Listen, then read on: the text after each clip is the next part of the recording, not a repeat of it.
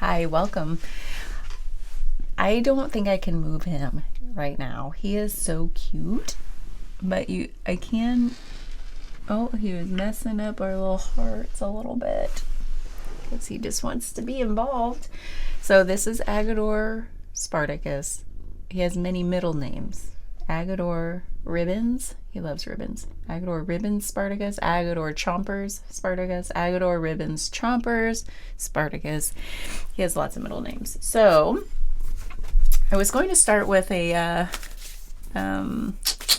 let's do it. I want an archetypes card. And, I still don't think, after all this time, that I've seen every card in this deck. And sometimes I get the same ones over and over. I'm hoping for a new one. Let's get something new. See, because they stick together. What is an energy that's with us right now?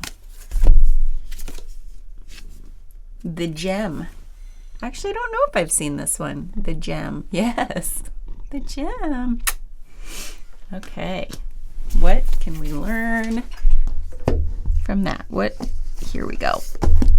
Might take me a moment. LVI.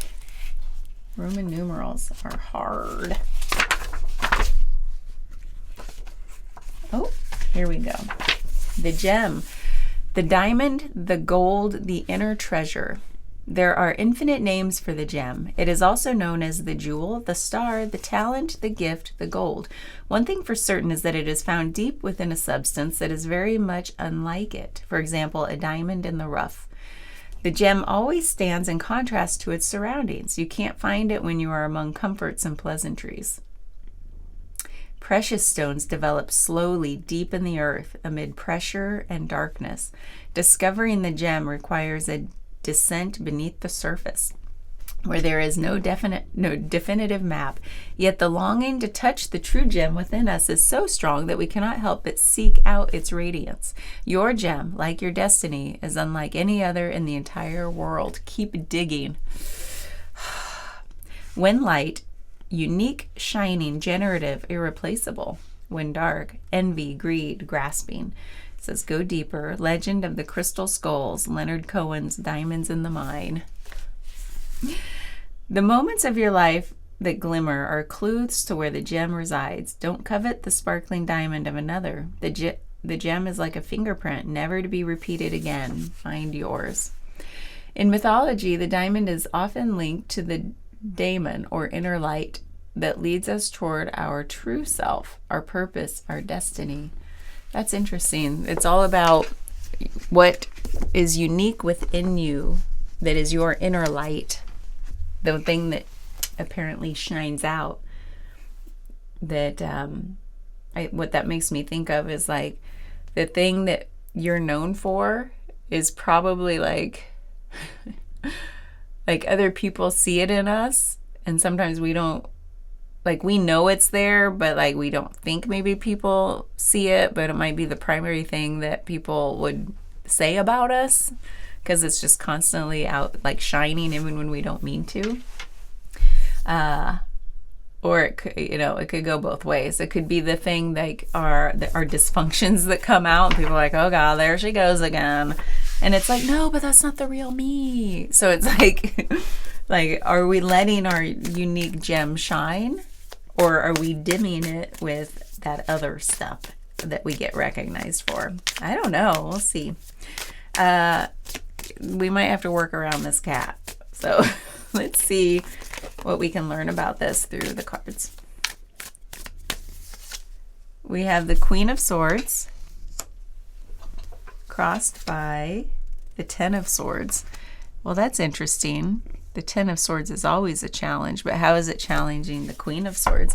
The Queen of Swords, I'm going to get an overall energy here from the bottom. The Two of Wands.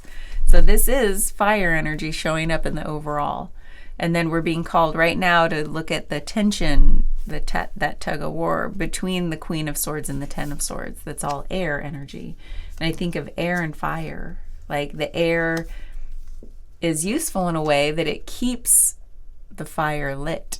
So for example, like with sword energy, it's usually all thought to be like mind energy. thought energy, that type of thing. And then the fire is like our inner passion and our deepest desire, like our thing that like keeps us going, that fire. So I think about how the air it's actually needed. Like a fire needs air to like exist, right? The fire can't exist without air. And then too much air can blow a fire out. Okay, so those are kind of the elementals. So the overall energy being Two of Wands is this feeling of a little bit like playing it safe. I wonder how that relates to actually letting your light shine. Like, do you feel like it's just safer not to like show the real me, or put myself out there and be the fullest expression of me, the me-ness? So this feels like playing it safe. And I wonder why we play it safe. Maybe the Queen of Swords is saying, like, I'm really trying to discern like who I can really open myself to. And the Ten of Swords is one of like, because I've been hurt a lot, or I might feel judged. Swords are like judgment energy as well. So why would we kind of hold back a bit or keep people kind of like, wait a minute, instead of like going all in? It feels like, well, the Ten of Swords is usually like, I've been through a lot. Okay, yeah, I don't regret it, but I could do without it going forward. I need a change. I need a new day is dawning, and I'm going to leave all that behind. I learned a lot, but yeah, I don't really need to repeat all of that. So there could be this energy of like, okay, I'm going to hold back. I'm going to really tap into my discernment. Where that might go to the extreme is like holding way back and never trusting. Okay, so what is it that feels like the energy that's with us right now? So let's get a little bit deeper. And I guess we lost a cat, but he left plenty of fur. Thank you very much. It's a never-ending battle.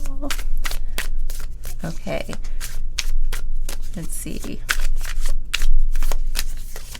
We have Justice, Ace of Pentacles, Eight of Cups. Huh.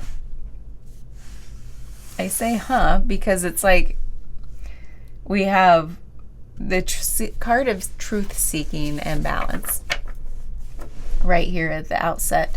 So it feels like that's what we're being called to do with this, like recognizing, wait a minute, where's the balance between playing it safe and like putting myself out there? The Ten of Swords has that feeling of like, I may have put myself way out there, and that's why I feel so hurt.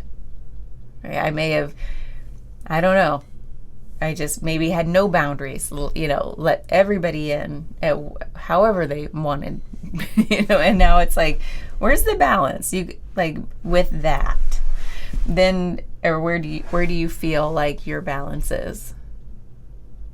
What does it take to feel balanced in that is the question that comes to mind. Because it's like, how do I even know what my balance is? If I wanted to go kind of put myself out there a bit more and open up to people and say, look, this is the real me without any fear. It's like, what does that look like? Is it, trying to make new friends and like sharing more than you would share otherwise? I don't know. What's it look like for you? It could be anything. The Ace of Pentacles is saying, whatever we're doing, it's a fresh start. It's like a fresh way to approach something with this earth energy. So it's like very grounded. We're bringing all of that like heady space down into like grounded reality. So it's not just about thinking about, well, because really that's where all of the illusion of this is wrapped up in thought, essentially. So I don't know what people are thinking. I don't know the future. I don't know anything. But the mind gets overactive and says, well, here's what I think people would think, so I'm going to hold back. Or I don't trust people because I've been burned before. But yeah, that doesn't, every moment's a new moment. Like in this grounded reality, it may not look like it did before, but if we project onto it our past experience, then we might keep repeating the old patterns. So this is saying get out of the head, just get down into reality and take the first step. And then take another step, and then take another step. This is a card of consistency in the steps, in the grounded steps, meaning all that I just said. Like when we're trying to discern how much is too much, how much is not, it's all like in the head, right? It's not based in reality. We only know how much by taking a step and then reassessing, like, did that feel okay when I opened myself up? Or when I set a boundary and held to it, if that's what I'm working on. Okay.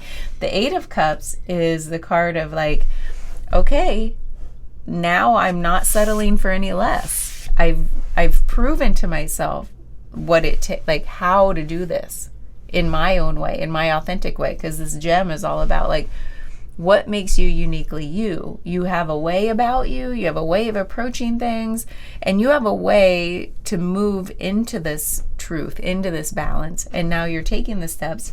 Now you've somehow, through this process, recognized, wait a minute, this is exactly playing out how I really need it. Maybe not how I thought about it, because this is about doing away with those projections. And it's like, okay, this feels true to me. I'm not settling for the old way anymore. I'm not settling for less. I'm going to keep going until I reach wherever I want to reach. So it's the card of not going backwards. I'm only moving forward. Now that I've gotten a taste, I'm starting to trust my own intuition. And this is about your authenticity, because it's what is unique to you. It's going to be different for everybody. So why do we get wrapped up in our heads about what people are going to think about who we are? They're just worried about themselves and thinking about themselves. And it's like the more you can step into your authenticity, the more you give people permission to step into theirs. So let's see what else comes up. We have the Two of Pentacles. I heard a dog. And the King of Cups. This is funny. The Two of Pentacles it's funny because it's like such a steady progression. Like when we're seeking balance and we take that first step and then we go from 1 to 2, this is like a slow, steady progression in finding our balance and finding what really works for us. And it's not going to be about what we think. It's about taking the step, reflecting, taking the step, checking in with ourselves. It's not about anybody else, which is great because this was all about what we thought would be, what we thought would happen on this journey, and trying to shield ourselves, protect ourselves from what other people think or the way other people treat us. And it's like, no, you decide how much of that you're going to let in, because we were talking about boundaries. So that's still here. The King of Cups, when we start to go forward in these steps and realize I'm not going to settle for less or go back to the way maybe I thought before, the way I was before, this is when our confidence grows in that. It's like that heart opening energy by getting very ground. It's so funny that I'm thinking of the elements. We go from all that air energy to the ground. What's sitting right here in the center is our heart. And that's what starts to open when we bring it all the way down. It's like, finally, I can feel this open up and this be my North Star. This is where the gem lives. It's like right here. It's funny because there's like gems on his little chalice. And the King of Cups is fire and water balanced. And he's in a flow state, but on solid ground. That's what I think of the King of Cups. It usually has that imagery of being very solidly grounded, but floating on water. So it's like the both and. It's the balance of coming back from extremes. The Two of Pentacles is one of the biggest cards of balance in tarot. So this is all about coming into balance so that it's like you can find your way forward. And then we have the Six of Swords. Right here, this is the card of through this process, this is the healing journey. What are you healing? Because that's a loaded phrase, right? The healing journey. So that's what the Six of Swords is. And it's healing something about our thoughts, about what our mind has really done or perceived to be a wound. What is that for you with this? With trying to like, it almost feels like a tug of war between playing it safe and being out there. It's like isolation, connection. When you put yourself out there, you're seen, all the good and the bad. The bad might be like, oh my God, like I could make a fool of myself. People could see like my dysfunctions, what's really wrong with me. But then they could also see the good stuff, all the stuff that even you love about yourself. So why is it so scary to open up and say, this is the real me? Because isn't that what we're all dying for? And like, what is it what needs to be healed in order for that to not feel so scary? That is the question. And that's only for you to answer. For me, it's so many things. Because that's a tug of war for me. Has been my whole life. Like this, I've talked about it before. Like the solitude connection, this whole like being in connection with people and discerning people's intentions and all of that. It's all stuff of thought. What do you mean their intentions? If I truly try to put myself in other people's shoes, they too are just seeking connection, and then maybe the icky stuff that gets in the way is just all our conditioning of what we think the other person thinks. And it's like this weird, and it's not real. It's not real at all. But what gets us into that? What in our lives created that? It feels like some wound that goes back way to like young personhood when we were conditioned into that by our surroundings, our family, whatever was happening for us at a young age. And so that's the Six of Swords is one of like, what are we trying to heal from that created all that mind chaos that keeps us in that fluctuating between isolation, connection, I'm in my safe space and I want to put myself out there. I feel like it's such a common struggle. It's such a common struggle. So I think that's it for now. Let me know if you have any questions or I kind of want to go deeper, but I kind of want to stop here and just say, reach out if you want a one-on-one reading, or maybe we'll have a part 2 to this. Okay, yeah, I'm going to do an extended. We're going to do an extended reading. That'll be up on my Substack because I do want to go deeper, but I liked where this ended. So there will be a link in the description to the extended. Follow me there. Thanks for being here. Bye.